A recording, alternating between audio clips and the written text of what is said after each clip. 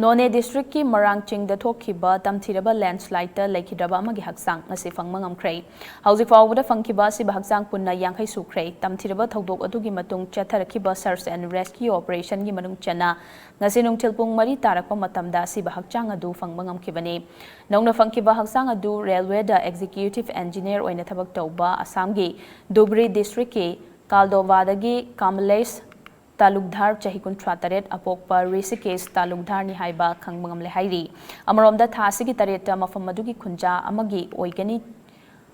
chingnaba mioi amagi faigan amadi khutki saruk khara fangbangam kibaga loinana haujik lemhoriba khunja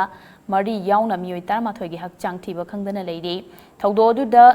shokhiba mioi tarani pan hingna kanbangam kibani amromda hakchang thiba gi thabaksu nanchinduna leiriba chinglaiba ki manungda luthana thiba yaraktabana hena awaba oirakli masigi mathakta matam kuina leinungda fumjinduna laikibana naungna hakchang sing phanglabasu masak khangdokpada awaba oiri hairi haujiksu NDRF SDRF Army Assam Rifles Police Fire Service CRPF yauna local volunteers singna araiba pambai sing sizinaduna phangdriba hakchang sing thibagi thabak chathari